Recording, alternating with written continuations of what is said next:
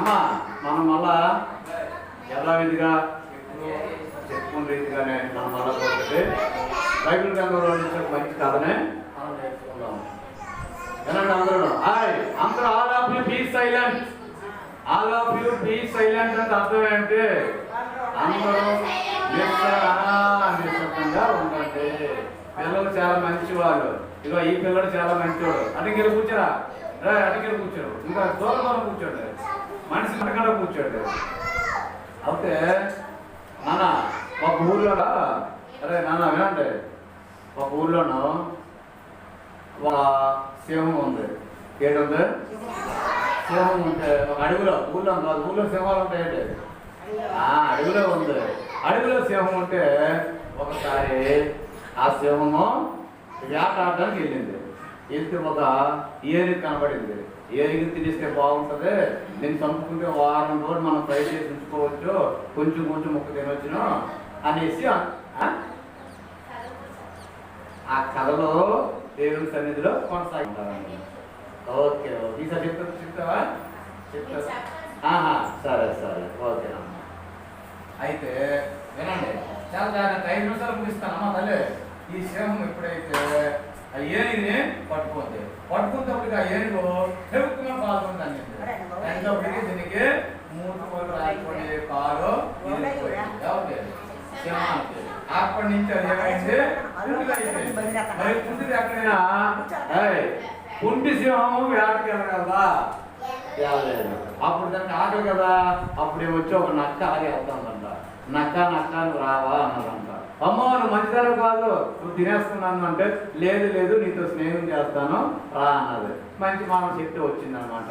ఇంకేం లేదు నక్క, ఇగో నాకు ఆహారం లేదు, నాకు ఇలా కుంటిదని అయిపోన్నావు, నువ్వు తెచ్చి కొంచెం వేసి ఆహారం పెట్టవా అని అడిగింది. కొంచెం వేసి ఆహారం పెట్టవా అని అంటే, అయితే అలాగని చెప్పేసి కొంచెం వేసి ఆహారము తెచ్చి ఇద్దరు కలిసి తింటుంటేవాడు అనమాట.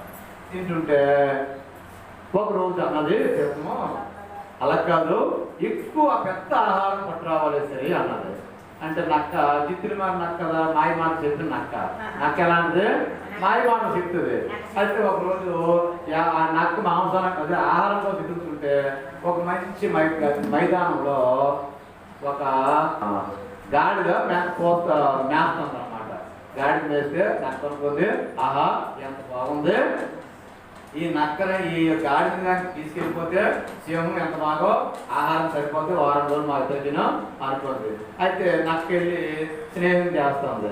స్నేహం చేసి ఎవరితోనే? గాడితోనే.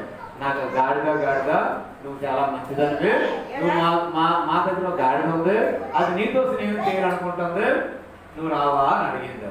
అక్కడ ఊరు పొగలోను మరి గాడి ఉంటుంది. అక్కడ గాడిద లేదు కదా.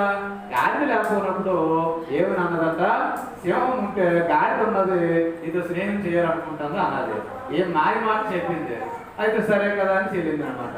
ఇల్లు వెళ్ళేటప్పటికీ ఆ సింహం పడేమని వచ్చి దీన్ని పడిపోతే ఎలా కూడా తప్పించుకున్నా. వినండి రై, అడుగులో నేనుండరా ఏం చెప్పాను? అడుగులో సింహంతో స్నేహం ఎవరు చేశారు? నక్క. ఎవరు తీసుకొచ్చి సింహం పడితే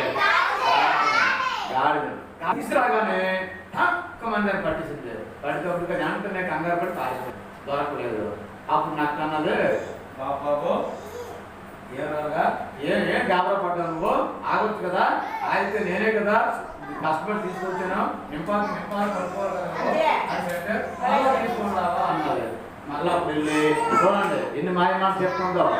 ఇప్పుడు చూడండి ఎక్కువ సాతాను మాయ మాటలు చెప్తాడు, అబద్ధాలే చెప్తాడు.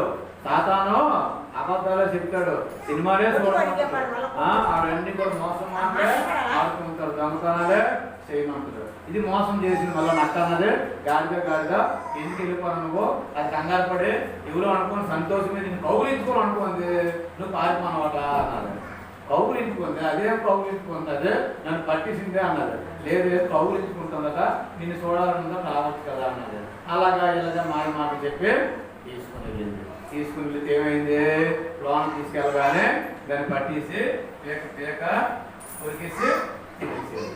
ఇప్పుడు ఎవరు నష్టపోయారు? గాడిద. చూసారా, ఎవరి మాట నమ్మింది?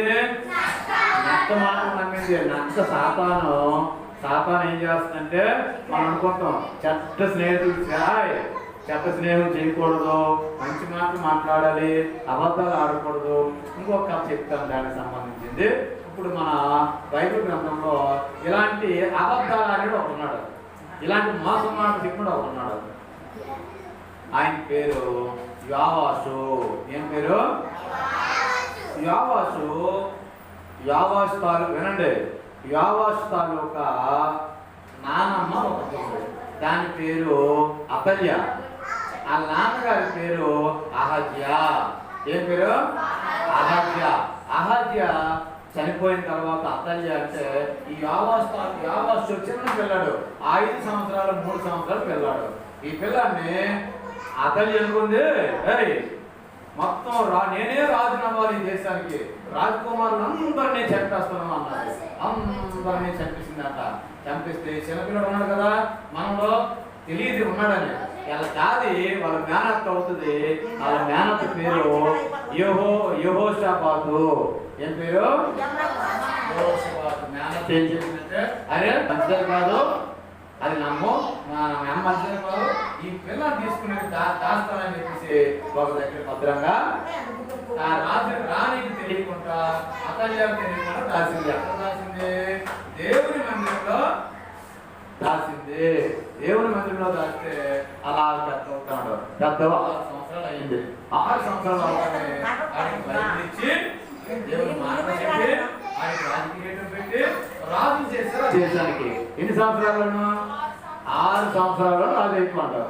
అభిషేకం ఇచ్చాడు. ఆ పక్కనే ఒక పాస్టర్ గారు ఉన్నారు, ఆయన తోడుగాన, ఆయన ముసలాతను, ఆయన మేనమామ అవుతాడు. ఆయన పేరు యెహోనాదాబు. ఏం పేరు? యెహోనాదాబు. రాజుగారి పేరు ఏం పేరు? ఇప్పుడు రాజుగారి పేరు ఏం పేరు? యోవాషు. తాలూకా నాయన పేరు ఏం పేరు? అతల్య. మంచిదా కాదు, అందరిని చంపేస్తుంది. పరిపాలన ఎవరికి నీరు ఇవ్వలేదు, రేషన్ బియ్యం ఇవ్వటం లేదు, సబ్బులు ఇవ్వటం లేదు, రేటు విపరీతంగా పెంచేస్తుంది అన్నమాట. రాష్ట్రంలో ఎంత భయంకరంగా పరిపాలిస్తుంది. ఎంతలోనికి చిన్న కుర్రాన్ని రాజుని చేస్తారు కదా. ఎవరు చేశారు రాజుని? వాళ్ళ మేనమామ పాస్టర్ గారు ఆయనే, మేనమామ ఆయనే. ఆయన పేరు యెహోనాదాబు. అయితే యెహోనాదాబు ఎప్పుడైతే పెరిగి పెద్దవాడు అయ్యాడో అలా పెద్దవాడు అవుతున్నాడు. పరిపాలన వెంటనే విషయం తెలిసిపోయింది అతల్యాకి, నాయనకి. ఎవరా నేను కాకుండా రాజు అయినారు ఇక్కడ అనేసరికి ఆయన్ని అలాగే ఆయన్ని చంపేశారు. వినండి, వింటారా? ఎవరు చచ్చిపోయారు ఇప్పుడు? అతల్య చచ్చిపోయింది. అతల్యని చంపిస్తే రాజుగారు పరిపాలన చేస్తున్నారు. పాస్టర్ గారు ముసలి అయిపోయారు, అతను చచ్చిపోయాడు. రాజు పరిపాలన సుపక్షంగా ఉంది. ఎందులోకి అందరూ పెరుగుతుంటే చాలా ప్రజలు మళ్ళా విగ్రహారాధనకి వెళ్ళిపోతారు అన్నమాట. వినాలా? విగ్రహారాధనకి వెళ్ళిపోతుంటే రాజుగారి పాపం వస్తుంది. అరే జీవగల దేవుని మర్చిపోయారు, అందరూ ఇలా చేస్తారంటే, భయంకరంగా ఉన్నారంటే అని చెప్పేసి కూర్చున్నాం బయట.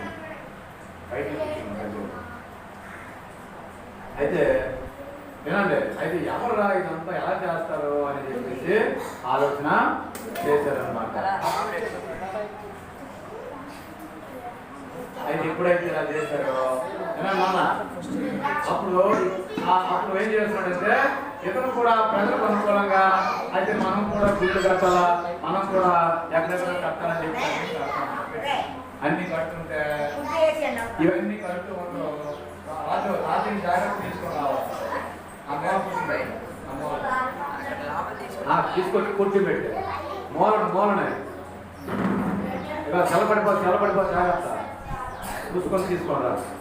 అయితే ఎప్పుడైతే తీసుకొచ్చారో ఈ మాటలు విన్నారు కదా, ఆ ప్రజలు తిరగకొని చేస్తే అప్పుడు రాజు ఏం చేశాడంటే, సరే మీతో పాటు నేనే మారిపోయాను. ఆయన కూడా అయిపోయాడు. ఎవరు? యోవాషు. ఆయన చేస్తూ పాడైపోయాడు. పాడైపోయిన తర్వాత లోకం కూడా పడుతుంది, కరువులోకి. దేవుని మర్చిపోయేసరికి పరుగులోకి వెళ్ళిపోయింది. వెళ్ళిపోయేసరికి అప్పుడు ఆగిందా అప్పుడు ఆయన పాస్టర్ గారి కుమారుడు ఉన్నాడు ఒక ఆయన పేరు జకర్యా. ఏ పేరు? జకర్యా అన్నాడు. రాజుగారు హాయ్ హలో రాజుగారి పేరు ఏంటారా? రాజుగారి పేరు ఏంటారు? యావాసు. రాజుగారు పద్ధతి కాదండి, దేవుడు వినిపించుకోలేదు. జకర్యా అయితే తీసుకుని వస్తే అయ్యో అయ్యో పరిస్థితి అయిపోయింది. ఈ ఎవరురా ఎలా చేస్తున్నాడు? ఈ జకర్యా మాట్లాడు అన్నాడు రాజు. ఎవరు మాట్లాడినాడు? రాజు అయితే రాజుగారు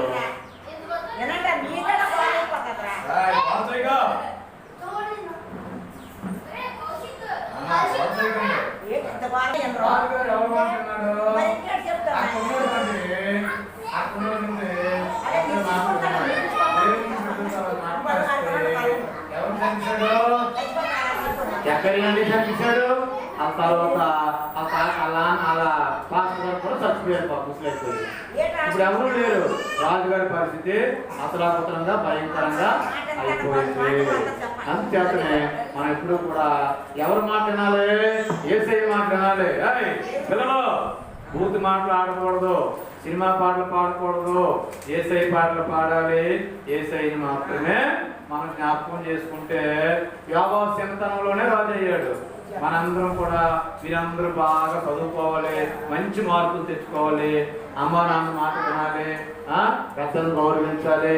నేను నిన్ను అనకూడదు అమ్మ నాన్న మాటలు, అందరూ కూడా అమ్మ నాన్న మాటలు వినాలి.